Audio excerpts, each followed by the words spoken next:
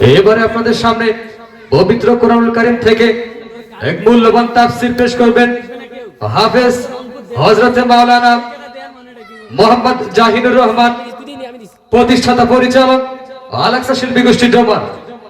হযরতকে কোরআনুল কারীম থেকে মূল্যবান তাফসীর পেশ করার জন্য বিনীতভাবে অনুরোধ করছি। আসসালামু আলাইকুম ওয়া রাহমাতুল্লাহি ওয়া বারাকাতুহু।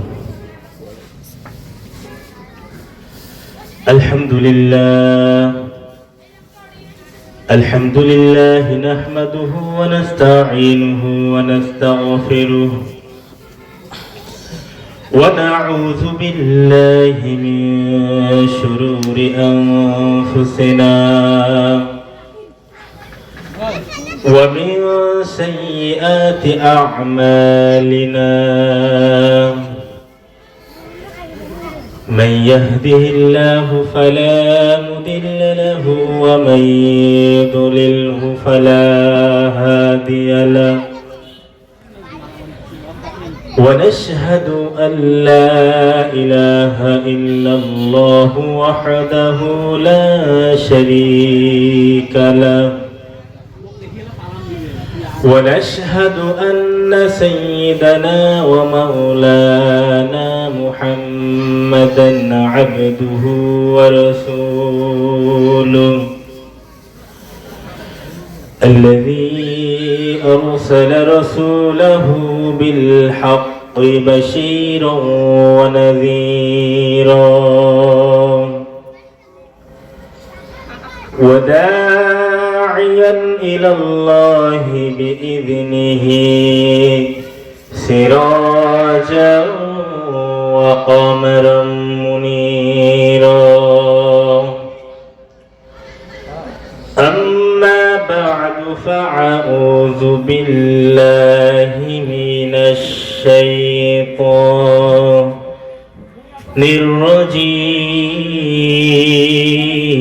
الرجيم. بسم الله الرحمن الرحيم.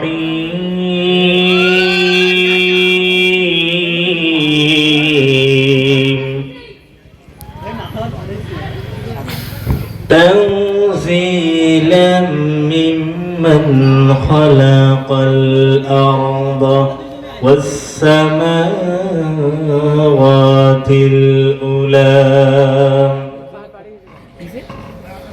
وقال النبي صلى الله عليه وسلم أقرأ القرآن فإنه يأتي يوم القيامة شفيعا لأصحابه. رواه المسلم. صدق الله العظيم وصدق رسوله النبي الكريم ونحن على ذلك من الشاهدين والشاكرين والذاكرين. الحمد لله رب العالمين. اللهم صل على محمد وعلى آل محمد كما صليت على إبراهيم وعلى آل إبراهيم إنك حميد مجيد. اللهم بارك على محمد وعلى آل محمد كما باركت على إبراهيم وعلى آل إبراهيم إنك حميد مجيد. তুমি তৌফিক দিও মোদেরকে যেন ডাকি তোমায় গো সুরে সুরে। তুমি তৌফিক দিও মোদেরকে যেন ডাকি তোমায় গো সুরে সুরে। এই ধরার মাঝে বলো আছে আখে নেই কো জানা আজওয়া বলে তুমি তৌফিক দিও মোদেরকে, যেন ডাকি তোমায় গো সুরে সুরে। দিন রজনী তুমি করছো সৃজন, আকাশ মাঝি তারকার আয়োজন, সব কিছু তোমারই করেছ দান, সব কিছুর মালিক তুমি ওগো রহমান। আল্লাহ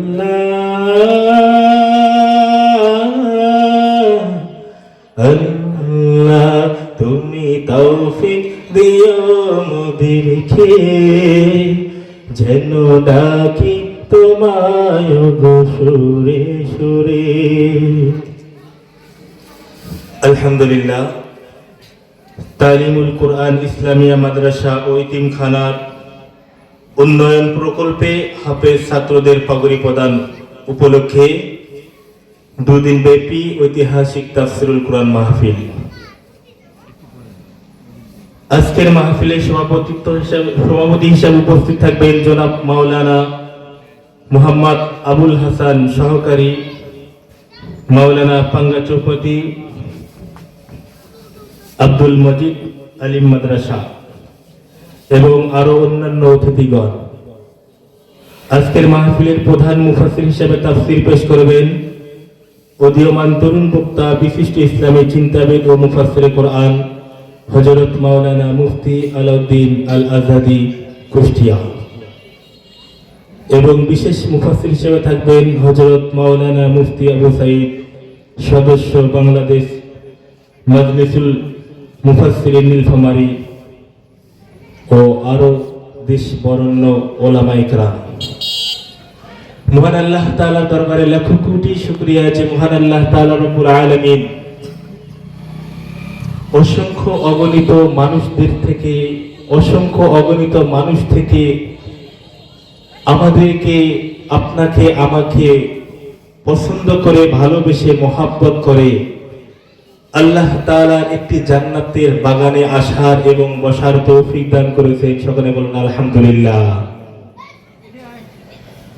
এবং সংক্ষিপ্ত দরুদ পাঠ করি মানবতার দূত, মুক্তির দূত, আপনার আমার প্রিয় নবী, বিশ্ব নবী, যিনাকে সৃষ্টি না করলে আপনাকে আমাকে আসমান, জমিন, পাহাড়, পর্বত, নদী, নালা, খালবিল কোনো কিছুই সৃষ্টি করতেন না, সেই রাসূলের দরবারে সংক্ষিপ্ত দরুদ পাঠ করি সকলে বলুন সাল্লাল্লাহু আলাইহি ওয়াসাল্লাম। সারা বিশ্বের সর্বশ্রেষ্ঠ নেতার নাম হলো হযরত মুহাম্মদ সাল্লাল্লাহু আলাইহি ওয়াসাল্লাম। যেই নেতা তার জীবনের কোনো গুনাহ নেই, তার জীবনের কোনো অপবাদ নেই,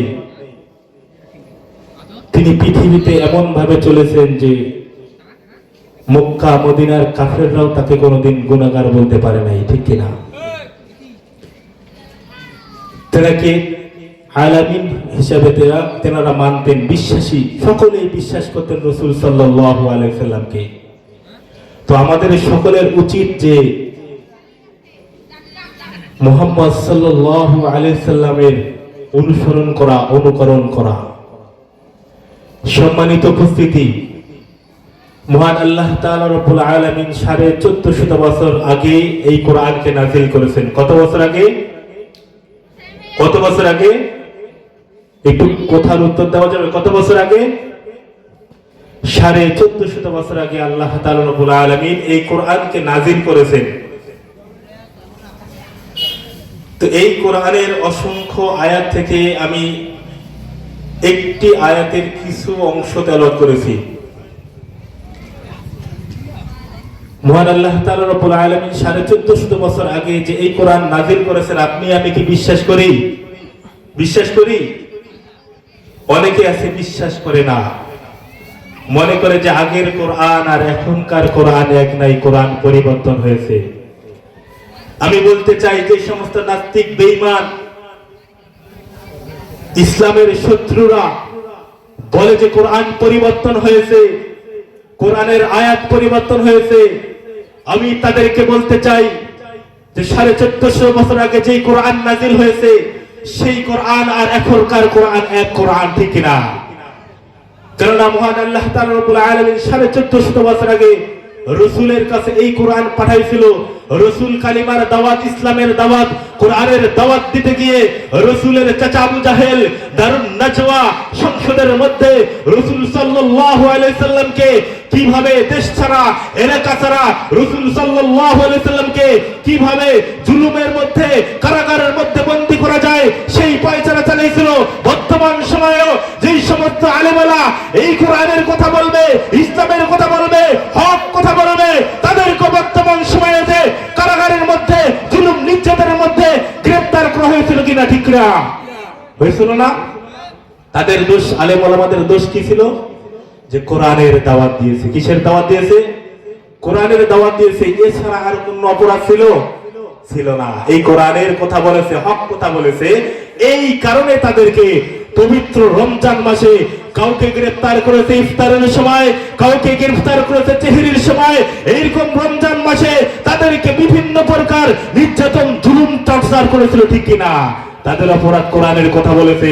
রাসূল সাল্লাল্লাহু আলাইহি সাল্লাম 1450 বছর আগে এই কোরআনের কথা বলতে গিয়ে মক্কা মদিনার কাফেরদের হাতে রক্তাক্ত হয়েছিল, ঠিক কিনা? তো রাসূল সাল্লাল্লাহু আলাইহি সাল্লাম এত কষ্ট সহ্য করেছে, বর্তমান সময়ের আলেমও কষ্ট সহ্য করতে কোনো দ্বিধাবোধ করে না, ঠিক কিনা? তাদের নিজের শরীরের রক্ত ঝরাইছে, তাও তারপর বাতিলের কাছে মাথা নত করে নাই। বাতিলের কাছে মাথা নত করে নাই, করতে পারে না। কেননা আমরা রাসূলের সৈনিক, রাসূলকে আমরা অনুকরণ করি। যারা নেককার, ইমানদার, মুমিন, তারা কখনো বাতিলের কাছে মাথা নত করতে পারে না, ঠিক না? সম্মানিত উপস্থিতি, মহান আল্লাহ তাআলা রব্বুল আলামিন এই কোরআনকে 1450 বছর আগে পৃথিবীর বুকে পাঠাইছিলেন।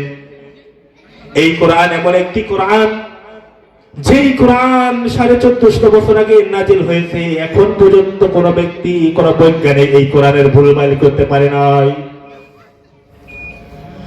আমরা যদি কোরআনকে জিজ্ঞাসা করি, কোরআন তোমার মধ্যে কি কোনো ভুল আছে? তোমার মধ্যে কি কোনো ভুল আছে?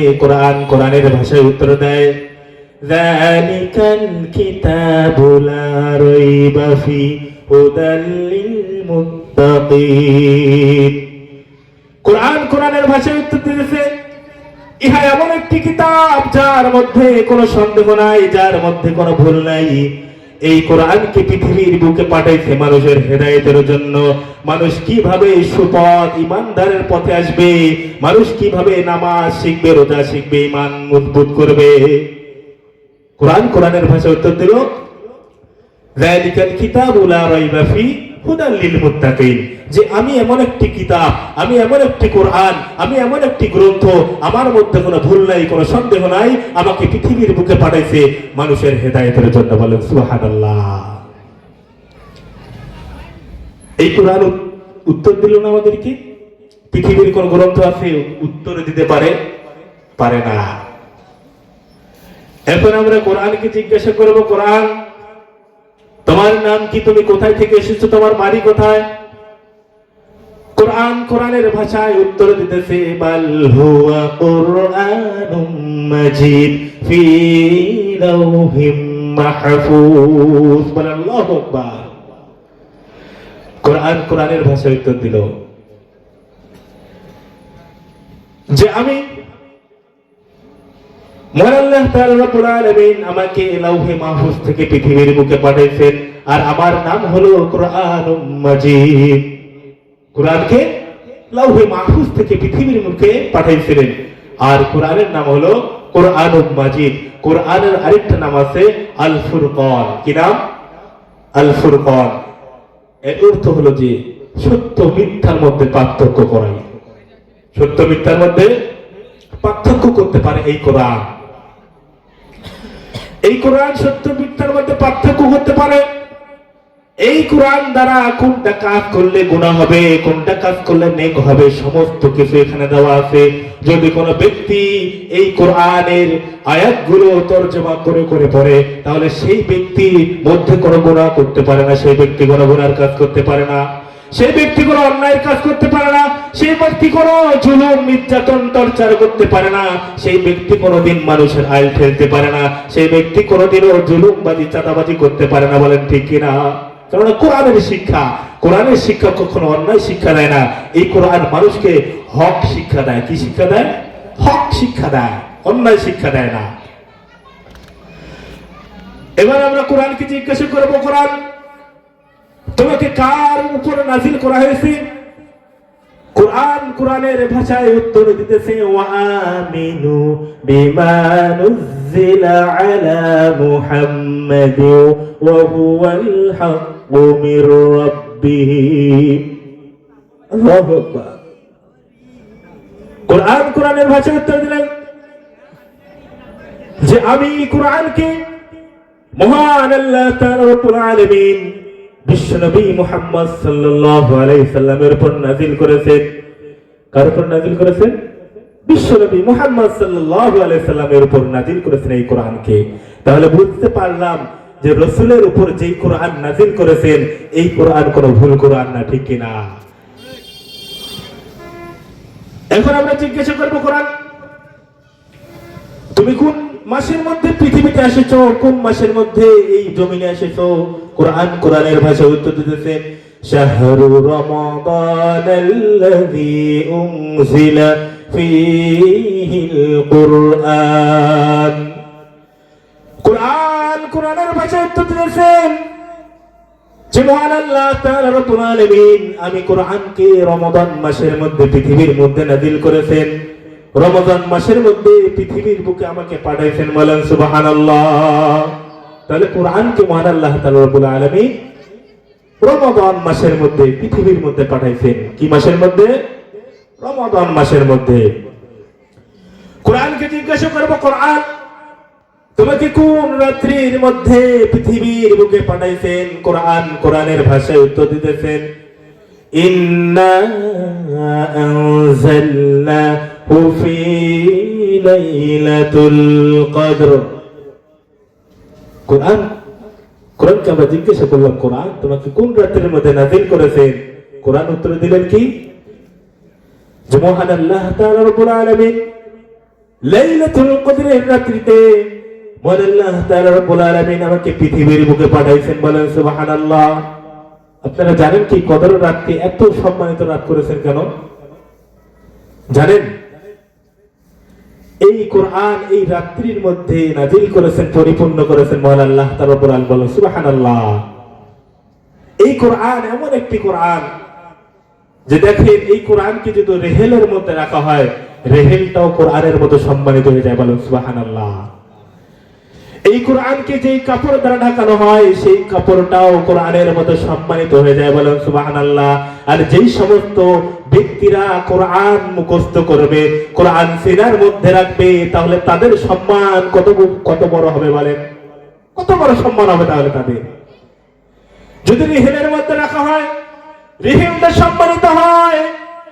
যেই কাপড় দ্বারা কোরআনকে ঢাকানো হয়, সেই কাপড়টাও সম্মানিত হয়। যেই কাঠের মধ্যে কোরআন রাখানো হয়, সেই কাঠটাও সম্মানিত হয়। তাহলে যেই সমস্ত ব্যক্তিরা কোরআন মুখস্থ করে, মহান আল্লাহ তাআলা রব্বুল আলামিন তার সম্মান মর্যাদা কত বড় করে দেয়। তাহলে এই যে তালিমুল কোরআন মাদ্রাসা, এই মাদ্রাসার উপলক্ষে যে আজকের আয়োজন, এই কোরআন শিক্ষা কি স্কুল কলেজ বিশ্ববিদ্যালয়ের মধ্যে দেওয়া হয়? হয় না, মাদ্রাসার মধ্যে দেওয়া হয়। তাহলে এর দ্বারাই বোঝা যাচ্ছে যে কোরআনকে রেহেলের মধ্যে রাখার কারণে কোরআন সম্মানিত হয়। কোরআনকে কাপড় দ্বারা ঢাকানোর কারণে সেই কাপড়টা সম্মানিত, দামি হয়ে যায়।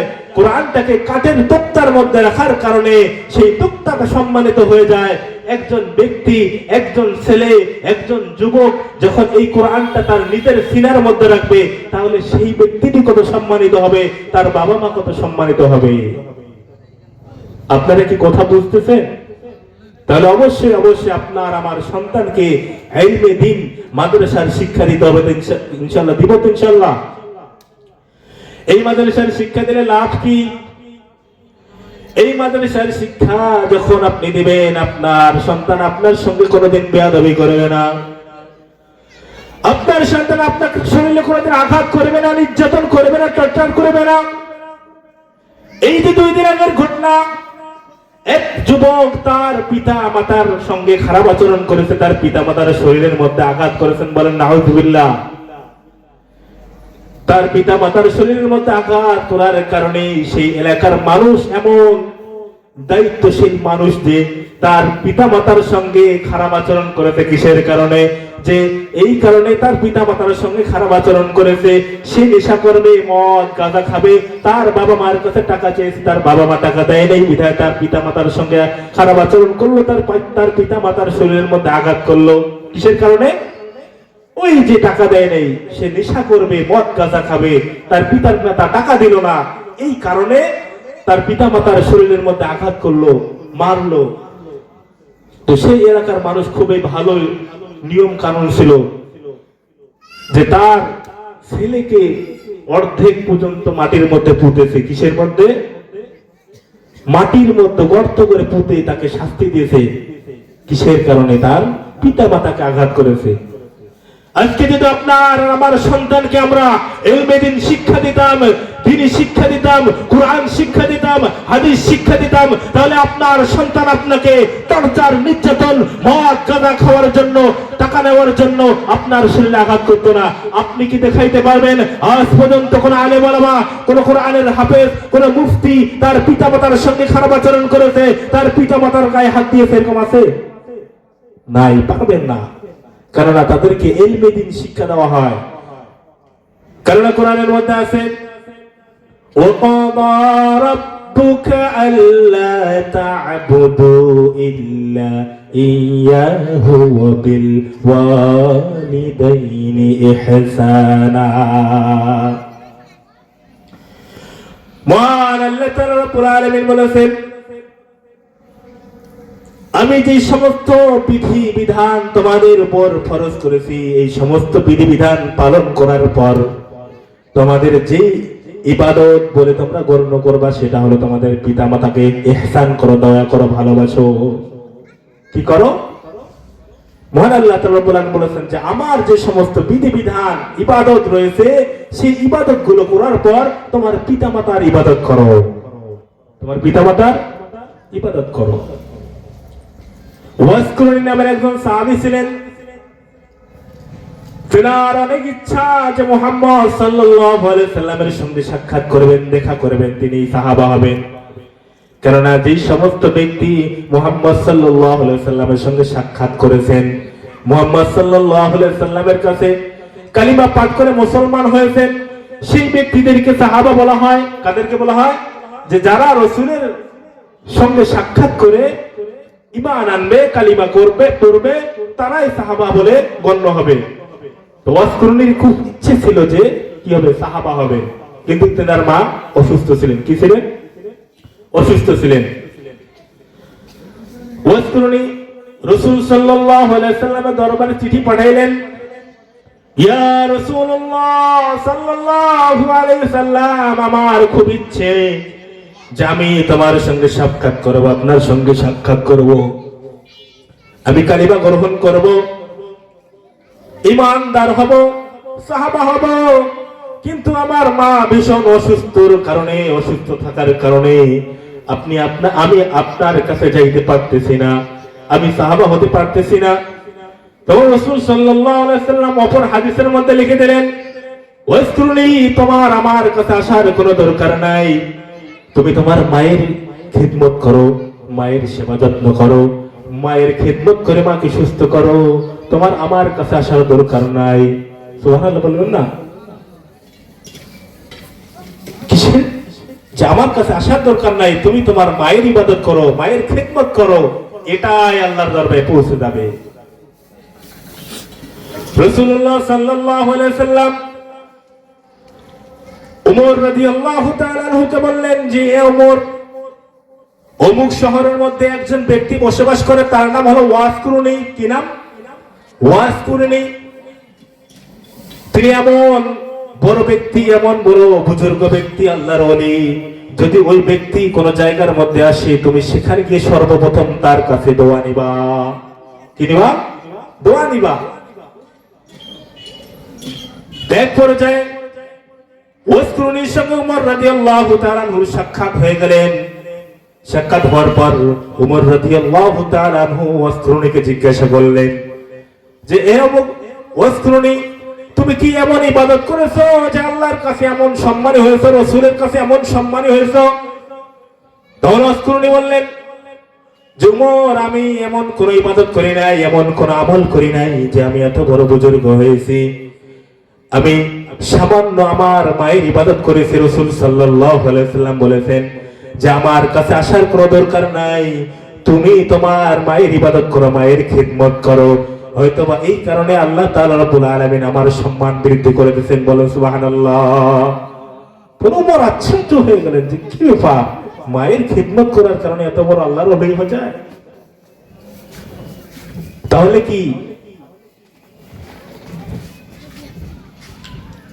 তাহলে ওয়াসকুরুনি যেহেতু মায়ের খিদমত করার কারণে এত বড় আল্লাহর ওলি হতে পারে, আমরা কি হতে পারবো না? যে আল্লাহ ওয়াসকুরুনিকে এত বড় আল্লাহর ওলি বানাইছেন, বুজুর্গ বানাইছেন, সেই আল্লাহ এখন আছে না? নাই, আছে না? তাহলে ওনাকে যদি বানাইতে পারে, তাহলে আমাদেরকেও বানাবে ইনশাআল্লাহ। আমাদেরও আমাদের পিতা মাতার খেদমত করতে হবে, পিতা মাতার সঙ্গে সৎ আচরণ করতে হবে। এমন আচরণ করা যাবে না যে পিতা মাতা কষ্ট পায়। হাদিসের মধ্যে আছে, রিদর রব্বি ফি রিদল ওয়ালিদি ওয়া সাখাতুর রব্বি ফি সাখাতুল ওয়ালিদি, যে পিতা মাতার সন্তুষ্ট আমি আল্লাহ তাআলার সন্তুষ্টি, পিতা মাতার অসন্তুষ্টি আমি আল্লাহ তাআলার অসন্তুষ্টি। তাহলে আল্লাহকে সন্তুষ্ট করতে হলে পিতা মাতাকে সন্তুষ্ট করতে হবে। পিতা মাতাকে অসন্তুষ্ট করবেন, আল্লাহ অসন্তুষ্ট হবে। তাহলে পিতা মাতাকে আমাদেরকে সন্তুষ্ট করতে হবে।